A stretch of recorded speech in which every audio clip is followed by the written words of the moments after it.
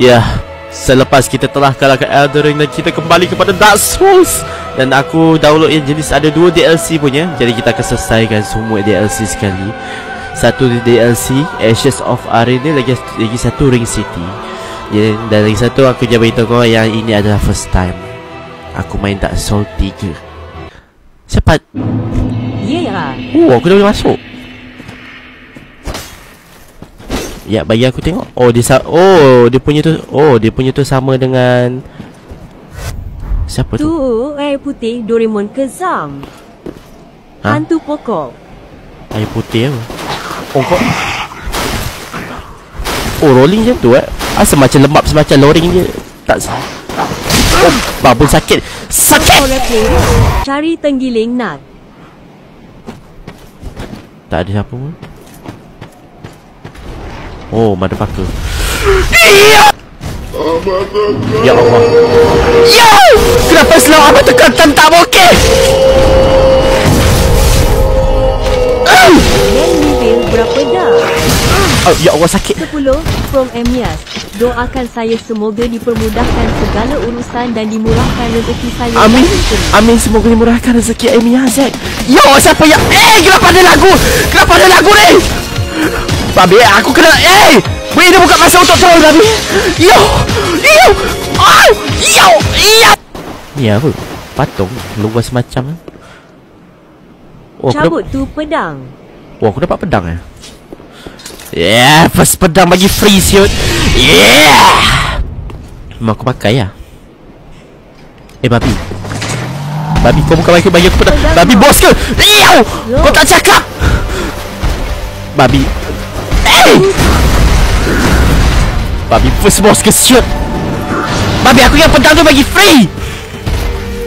Allah. Ya Allah.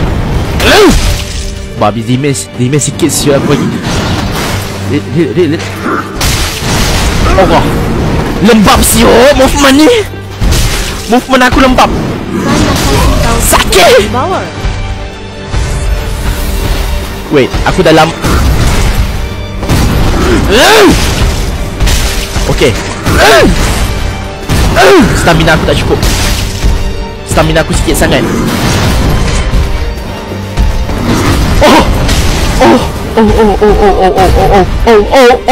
Mungkin aku boleh. Mungkin aku boleh.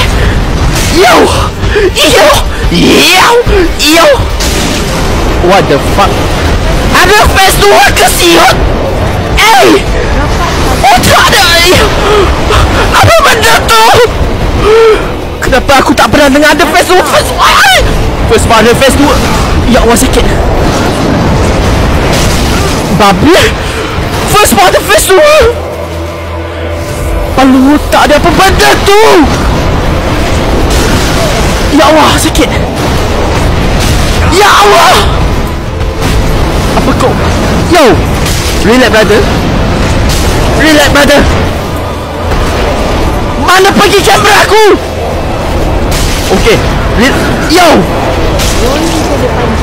Okay, sekejap. Yo. Stamina aku tak cukup, kau tahu? Ya Allah. Lagi sikit. Yeah.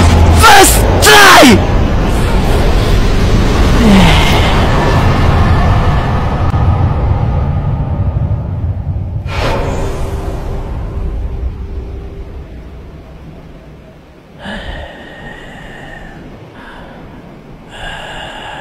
First tree sama dengan CHEAT.